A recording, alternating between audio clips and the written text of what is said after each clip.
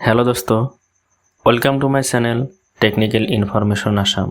दोस्तों, आजिर एटू भिडिओत आमी आलोचना करिम एमप्लयमेंट एक्सचेंज नम्बर आपुनि केनेके ऑनलाइन एप्लाई करिब पारे आरु रि रेजिस्ट्रेशन जिসকले ऑनलाइन एप्लाई करिसिल किछुमाনৰ হয়তো সাৰ্টিফিকেটটো হেৰাই গৈছে তেওঁলোকে रि रेजिस्ट्रेशन केनेকৈ কৰিব পাৰে ইয়াৰ ফুল প্ৰসেস এটু ভিডিওত আমি দেখাম আপোনালোকক।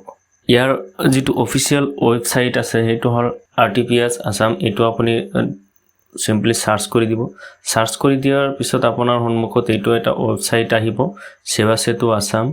তো সেৱা সেতু আসামত ক্লিক কৰি দিব, ঠিক আছে। তো সেৱা সেতু আসামত গৈ আপোনালোকে এটু হল এমপ্লয়মেন্ট এক্সচেঞ্জ ৰেজিষ্ট্ৰেচনৰ অফিচিয়াল ওয়েবসাইট। ইয়াৰ পৰা আমি কি কৰিব পাৰো, এমপ্লয়মেন্ট এক্সচেঞ্জ অনলাইন ৰেজিষ্ট্ৰেচন কৰিব পাৰো আৰু ইয়াৰ পৰাই আমি ডাউনলোড কৰিব পাৰো। তো ইয়াৰ ফুল প্ৰসেস দেখাৱা হ'ব। তো তাৰ আগতে যিসকলে আপোনালোকৰ YouTube channel technical information Assam চেনেলটো সাবস্ক্ৰাইব কৰা নাই তেওঁলোকে সিম্পলি চেনেলটো সাবস্ক্ৰাইব কৰি দিব, কাৰণ এনেকুৱা ধৰণৰ online related video, technical related video, information related video আমি প্ৰত্যেক দিনে আপলোড কৰি থাকো। তো গতিকে আপোনালোকে চেনেলটো সাবস্ক্ৰাইব কৰি ৰাখিব আৰু কাষত যেটো বেল নোটিফিকেশন আছে হেটো অল কৰি ৰাখিব। আগবাঢ়িছো আজিৰ টপিকৰ ওপৰত। তো ফাৰ্স্ট আমাক কি কৰিব লাগিব, যিসকলে এতিয়ালৈকে কোনো ৰেজিষ্ট্ৰেচন কৰা নাই তেওঁলোকে সিম্পলি ওপৰত লগইন অপচন আছে, লগইন অপচনত ক্লিক কৰিব পাৰে, নাইবা তলত আপোনালোকৰ ইয়াতে লগইন অপচন আছে এটোতো ক্লিক কৰিব পাৰে, এক্সপ্লোৰ অপচন আছে এটোতো ক্লিক কৰিব পাৰে। মই সিম্পলি লগইন অপচনত ক্লিক কৰি লম, কাৰণ ফাৰ্স্ট আমাক ৰেজিষ্ট্ৰেচনটো কৰিব লাগিব। ইয়াৰ পিছত আপোনাৰ এটো সিটিজেন্স, PFC আৰু CSC অফিচিয়াল এই চাৰিটা মানে আপোনালোকৰ ট্যাব দিয়া আছে। তো আপোনালোকে সিটিজেন্স কৰিব পাৰে, নাইবা CSC থাকিলে CSC ভ্যালি হলে আপুনি CSC কৰিব পাৰে। তো মই এটো CSC কৰিম, কিন্তু আপোনালোকক দেখাই দিছো সিটিজেন্স আউট মানুহে কেনেকৈ ৰেজিষ্ট্ৰেচন কৰিব। তো ইয়াতে চাব পাৰিছে ক্লিক হিয়াৰ, এটো আপোনালোকৰ গাইডলাইন কেনেকৈ ৰেজিষ্ট্ৰেচন কৰিব। ইয়াতে লগইন এণ্ড ৰেজিষ্ট্ৰেচনত ক্লিক কৰি দিব। লগইন এণ্ড ৰেজিষ্ট্ৰেচনত ক্লিক কৰাৰ পিছত এই প্ৰমাণ ওয়েবসাইট লৈ আহিব, ঠিক আছে। এটা বেলেগ ওয়েবসাইট লৈ আহিল। ইয়াতে আপোনালোকৰ তলত চাব পাৰিছে নিউ ইউজাৰ, এটো আপোনালোকে ক্লিক কৰি দিব যদি নিউ ইউজাৰ হয় আপোনালোকে। আৰু যদি আগতে আইডি পাসওয়াৰ্ড বনাইছে তেনেহলে আইডি পাসওয়াৰ্ড দি লগইন কৰিব পাৰিব। তো নিউ ইউজাৰ ৰেজিষ্ট্ৰেচনৰ কাৰণে আপোনালোকৰ মোবাইল নাম্বাৰ দি জেনাৰেট OTP কৰিব, গিভেন নেম আপোনাৰ নাম দিব, ইউজাৰ নেম দিব, পাসওয়াৰ্ড দিব, কনফাৰ্ম পাসওয়াৰ্ড দিব, জেন্ডাৰ সিলেক্ট কৰিব, ডেট অফ বাৰ্থ দিব আৰু আপোনাৰ accept term and condition select কৰি সাইন আপ কৰি দিব। সাইন আপ কৰি দিয়াৰ পিছত আইডি পাসওয়াৰ্ড আপুনি ইউজাৰ নেম যেটো দিলে আৰু পাসওয়াৰ্ড যেটো দিলে এই দুটা দি আপুনি ইয়াতে লগইন কৰি ল'ব। লগইন কৰি লোৱাৰ পিছত মই লগইন কৰিম CSC থ্ৰু। তো আপোনালোকে এইটো সিটিজেন্সৰ কাৰণে আপোনালোকে এইটো ৰেজিষ্ট্ৰেচন কৰি ল'ব। ৰেজিষ্ট্ৰেচন কৰি লোৱাৰ পিছত লগইন কৰিব। লগইন তো সেম প্ৰসেসে হয়, আপোনালোকে লগইন কৰি ল'ব। মই CSC থ্ৰু লগইনটো কৰি লওঁ। তো মই CSC থ্ৰু লগইনটো কৰি ল'লো। কৰি লোৱাৰ পিছত আপোনালোকে যেতিয়া ইন্ডিভিজুৱেলস লগইন কৰিব, লগইন কৰাৰ পিছত আপোনালোকৰ এনেকুৱা ডেশবৰ্ড আহিব, ঠিক আছে। তো আপোনালোকে ইয়াতে চাব পাৰিছে সাৰ্ভিস অপশনত ক্লিক কৰিব। সাৰ্ভিস অপশনত ক্লিক কৰাৰ পিছত আপোনালোকৰ ইয়াতে আপোনালোকৰ সাৰ্চ অপশন আহিব, ইয়াতে সাৰ্চ কৰি ল'ব। এমপ্লয় সাৰ্চ কৰি দিলে আপোনালোকৰ তিনিটা অপশন ইয়াতে আহিছে। ৰি ৰেজিষ্ট্ৰেচন, কাউট এমপ্লয়। আপোনালোকৰ যদি অনলাইন ৰেজিষ্ট্ৰেচন কৰিছিলে মানে আপোনালোকৰ কাৰ্ডটো হেৰাই গৈছে, সাৰ্টিফিকেটটো হেৰাই গৈছে, তেনেহলে আপুনি এইটো ৰি ৰেজিষ্ট্ৰেচন কৰিব পাৰে। ৰেজিষ্ট্ৰেচন অফ এমপ্লয়মেন্ট চেকাৰ, যদি আপুনি নিউ হয় তেনেহলে আপুনি এইটো কৰিব, এপ্লাই নাওত ক্লিক কৰিব আৰু ৰিনিউ ৰেজিষ্ট্ৰেচন, যদি আপোনাৰ এইটো ৰিনিউ কৰিব লাগে তেনেহলে এইটোত কৰিব। তো মই কৰিম আপোনালোকৰ ৰি ৰেজিষ্ট্ৰেচন। ৰি ৰেজিষ্ট্ৰেচন সব একেই ফৰ্ম আপোনালোকে ফিল আপ কৰিব লাগিব, সেম ফৰ্মে আহে। তো আপোনালোকে ফৰ্মবিলাক ফিল আপ কৰি ল'ব। মই এইটো এপ্লাইত ক্লিক কৰি দিলো। এপ্লাই অপশনত ক্লিক কৰি দিয়াৰ পিছত আপোনালোকৰ ইয়াতে আধাৰ উইথ যেটো অপশন আছে, আধাৰ থ্ৰু হেতু আপোনালোকে কৰিব। সেইটোত ক্লিক কৰাৰ পিছত আপোনালোকে তলত স্ক্ৰল ডাউন কৰিব। স্ক্ৰল ডাউন কৰিলে আই হিয়াৰ ডিক্লাৰ এইটো আপোনালোকে টিক চিন কৰি দিব।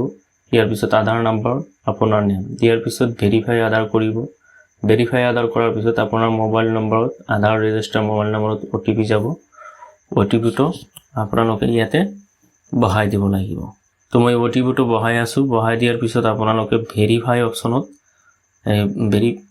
ভেৰিফাই যিটো অপশ্যন আছে সেই অপশ্যনটোত আপোনালোকে ক্লিক কৰিব লাগিব। মই ভেৰিফাই অপশ্যনত ক্লিক কৰি দিলোঁ। আধাৰ ভেৰিফাই ছাকচেছফুলি হৈ গ'ল। ইয়াৰ পিছত যিটো আপোনালোকে অনলাইন ৰেজিষ্ট্ৰেশ্যন কৰিছে সেইটো ৰেজিষ্ট্ৰেশ্যন নাম্বাৰ দিব তাতে, আৰু কোনটো ডেটত আপোনালোকে ৰেজিষ্ট্ৰেশ্যন কৰিছিলে সেই ডেটটো ইয়াতে বহাই দিব। বহাই দিয়াৰ পিছত গেট ডাটা কৰি দিব। গেট ডাটা কৰি দিলে আপোনাৰ যিখিনি মানে ফৰ্ম ফিল আপ কৰিছিল আগতে সেইটো আহি যাব এনেকুৱাকৈ। আহি যোৱাৰ পিছত আপোনালোকে কি কৰিব, ইয়াতে ৰেজিষ্ট্ৰেশ্যন টাইপটো আপোনালোকে চিলেক্ট কৰিব লাগিব। যিহেতু ৰেজিষ্ট্ৰেশ্যন টাইপটো মই আপডেট কাৰেকশ্যন কৰি দিলোঁ। কৰি দিয়াৰ পিছত আপোনালোকে ইয়াতে আপোনালোকৰ কি কৰিব লাগিব, ৰিলিজনটো মানে মোৰ চিলেক্ট নাছিল, মই ৰিলিজনটো চিলেক্ট কৰি দিলোঁ। কৰি দিয়াৰ পিছত ছেভ এণ্ড নেক্সট অপশ্যনত ক্লিক কৰিব লাগিব। ছেভ এণ্ড নেক্সট অপশ্যনত ক্লিক কৰাৰ পিছত আপোনালোকৰ পাৰ্মানেণ্ট এড্ৰেছখিনি আপোনালোকে দি ল'ব। মই আগতে যিহেতু এইবিলাক ফিল কৰাই আছিল, মই ৰেজিষ্ট্ৰেশ্যন কৰি আছোঁ, সেইকাৰণে আগতে এনেকুৱা ফিল আপ কৰাই আছিল। তো আপোনালোকৰ এনেকুৱা নাহে, যিটো নিউ ৰেজিষ্ট্ৰেশ্যন কৰিব আপোনালোকে গোটেইখিনি ফিল আপ কৰিব লাগিব। মোৰ আগতে কৰা আছিল, গতিকে যিখিনি কৰা মানে অপশ্যন নাছিল সেইখিনি মই ইয়াতে চিলেক্ট কৰি যাম। কাৰণ যেতিয়া ৱেবছাইট লঞ্চ হৈছিল তেতিয়া কৰিছিলোঁ, বহুত অপশ্যন মানে শ্ব' কৰা নাছিল। তো এতিয়া যিহেতু আপডেট হৈ গৈছে ৱেবছাইটবিলাক, তো এইবিলাক শ্ব' কৰি গৈছে, মই সেইখিনি এতিয়া আৰামছে মানে আপডেট কৰিব পাৰোঁ। তো আপডেটখিনি কৰি দিলোঁ, আৰু আমাৰ যিটো চাৰ্টিফিকেটটো মানে ওলাই আহিব। তো ইয়াতে আপোনালোকৰ এক্সাম কোৱালিফিকেশ্যন, এডুকেশ্যনেল কোৱালিফিকেশ্যন যিখিনি আছে সেইখিনি আপোনালোকে ইয়াতে মানে ভৰাব লাগিব। তো ইয়াতে মেজৰ যিটো ইলেক্টিভ ছাবজেক্ট আছে, মেজৰ ছাবজেক্ট, সেইটো আপোনালোকে ইয়াতে ভৰাব লাগিব। আৰু ছাবজেক্ট আধাৰ্ছ ইয়াতে আপোনালোকৰ যিবিলাক মানে আধাৰ ছাবজেক্ট আছে সেইবিলাক ভৰাব লাগিব।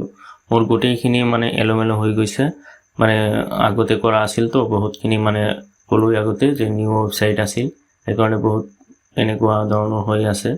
তো মই এই গোটেইখিনি মানে কি কৰিব লাগিব, এতিয়া এডিটিং কৰিব লাগিব। এডিটিংখিনি কৰি লওঁ।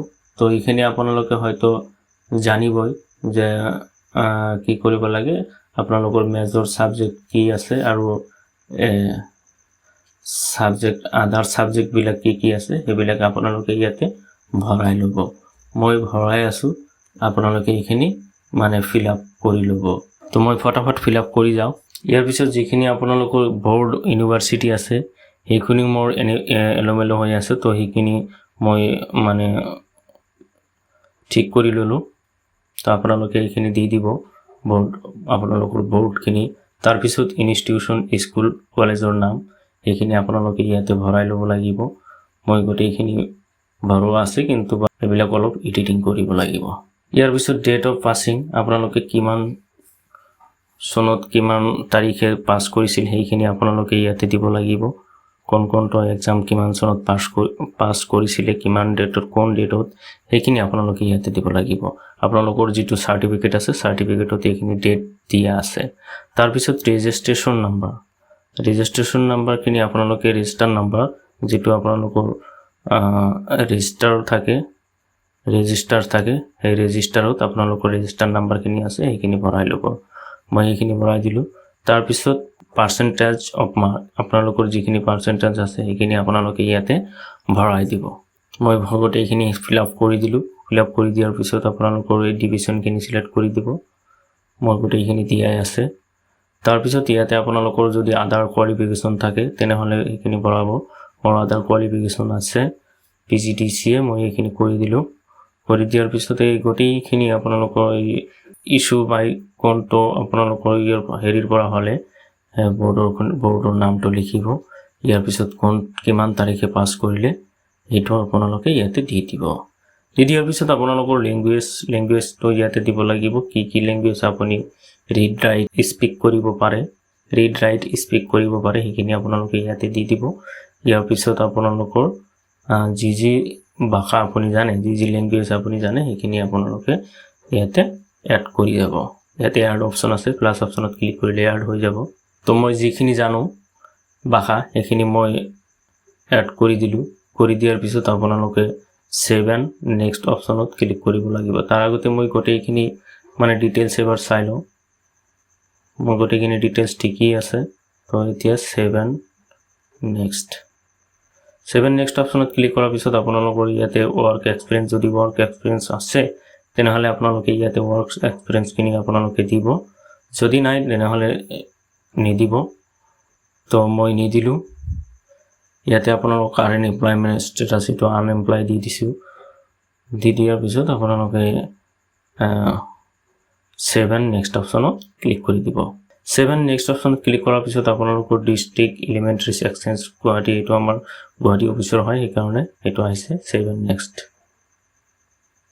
তো 7 নেক্সট অপচনত আকৌ ক্লিক কৰাৰ পিছত আপোনালোকৰ সন্মুখত এনেকুৱা মানে ডকুমেন্ট আপলোড অপচন আহি যাব আপোনালোকৰ এই proof of residence age proof educational certificate এই গোটেইখিনি ডকুমেন্টস আপোনালোকে ইয়াতে আপলোড কৰিব লাগিব তো মই proof of residence এটো মানে ভোটাৰ আইডি কৰি দিলো ভোটাৰ আইডি কৰি দিয়াৰ পিছত আপোনালোকে ব্ৰাউজাৰ অপচনত ক্লিক কৰিব লাগিব ব্ৰাউজাৰ অপচনত ক্লিক কৰি আপোনালোকৰ ভোটাৰ আইডিটো আপলোড কৰিব লাগিব ইয়াতে আকৌ টাৰ্ম এণ্ড কন্ডিশন আছে আপোনালোকৰ 1 MB ৰ ওপৰত হ'ব নোৱাৰিব আপোনালোকৰ যেটো ফাইল এটো 1024 KB হ'ব লাগিব তো মই আকৌ আপলোড কৰি আছো এটো মোৰ অলপ বেছি আছিল ফাইলটো মই আপলোড কৰি দিলো সাকসেসফুলি আপলোড হৈ গল তো এনেকুৱা কৈ আকৌ এজ প্ৰুফ আপোনালোকে এটো আপোনালোকে যিকোনো দিব পাৰে birth certificate school certificate HSLC admit card তো মই HSLC এডমিট কাৰ্ড তো HSLC এডমিট কাৰ্ডটো মই সিলেক্ট কৰি দিলো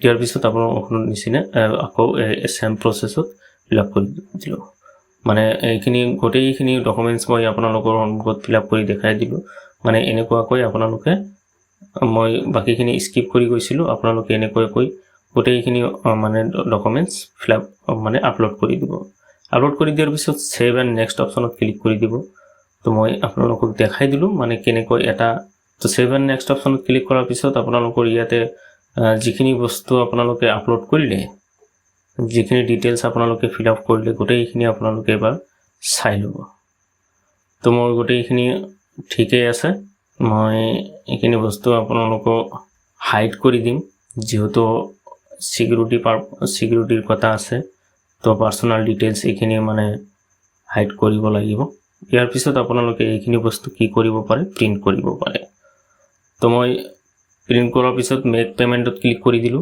মেক পেমেন্টত ক্লিক কৰাৰ পিছত আপোনালোকৰ নাম্বাৰ অফ পেজ কিমান পেজ আপুনি প্ৰিন্টিং কৰিলে আৰু কিমান পেজ স্ক্যানিং কৰিলে সেইখিনি আপোনালোকে ইয়াতে দিব লাগিব মই সেইখিনি দি দিলো দি দিয়াৰ পিছত পে ফি অপচনত ক্লিক কৰিব লাগিব তো মই পে ফি অপচনত ক্লিক কৰি দিলো অলপ সময় লোডিং ল'ব তো অলপ সময় লোডিং লোৱাৰ পিছত আপোনালোকৰ হেটো RTO পেমেন্টটো আহি গল তো ইয়াতে আপোনালোকে চাব পাৰিছে বেংক একাউন্টৰ 30 টকা আৰু এটা 10 টকা এক্সট্ৰা কৈ কাটিব এটো মানে GST হ'ব পাৰে তো এনেকুৱাকৈ 40 টকা আপোনালোকৰ একাউন্টৰ পৰা কাটিব আৰু আপোনালোকৰ পেমেন্ট গেটৱেটো সিলেক্ট কৰি লৈ এগ্ৰি মাৰি আপোনালোকে প্ৰসিড টু পেমেন্ট অপচনত ক্লিক কৰি দিব তো প্ৰসিড টু পেমেন্ট অপচনত ক্লিক কৰাৰ পিছত আপোনালোকৰ যেটো ইয়াৰ নাম যেটো এপ্লিকেশন নাম্বাৰ পেমেন্টটো হেটো আহি যায় তো হেটো মই ওকে কৰি দিয়াৰ পিছত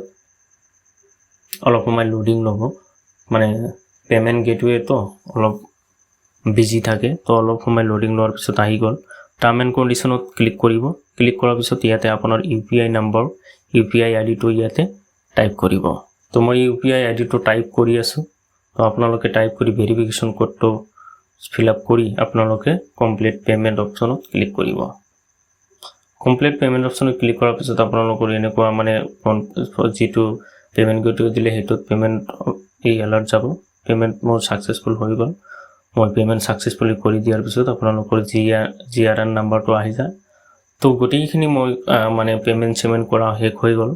শেষ হোৱাৰ পিছত আপুনি আকৌ লগ ইন কৰিব, আইডিটো লগ ইন কৰিব। যিহেতু আপুনি চিটিজেন্স কৰিছে বা CSC থ্ৰু কৰিছে সেইখিনি আকৌ কৰি দিব।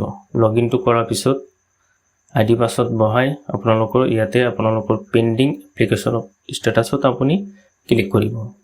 তো মোৰ যেহেতু সাকসেসফুলি হৈ গৈছিল, তো ইয়াতে আপোনালোকে চাব পাৰিছে গেট একনলেজমেন্ট আহি গৈছে।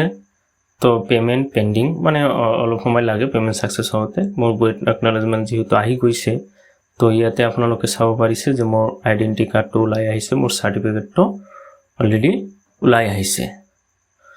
তো এইটোৱে হ'ল আপোনালোকৰ সাৰ্টিফিকেট, এমপ্লয়মেন্ট এক্সচেঞ্জ সাৰ্টিফিকেট। তো ইয়াৰ তলত আপোনালোকৰ একনলেজমেন্ট কিছু অলপ আছে, আপোনালোকে কিমান টকা পেমেন্ট কৰিলে সেইখিনি আপোনালোকৰ আবেদন স্বীকৃতি এইখিনি গোটেইখিনি বস্তু ডাউনলোড মই সাৰ্টিফিকেট কৰি দিলোঁ। প্ৰমাণপত্ৰ যিটো আছে মোৰ সাৰ্টিফিকেট, এই সাৰ্টিফিকেটটো মই ডাউনলোড কৰি দিলোঁ। যেহেতু মোৰ এবাৰ হেৰাই গৈছিল, মই এবাৰ বহুত ভালকৈ ৰাখিম। তো আপোনালোকে সাৰ্টিফিকেটটো খুব ভালকৈ ৰাখি দিব। তো এইটো মোৰ সাৰ্টিফিকেট হয়। তো এইখিনি আছিল আজিৰ ভিডিঅ'।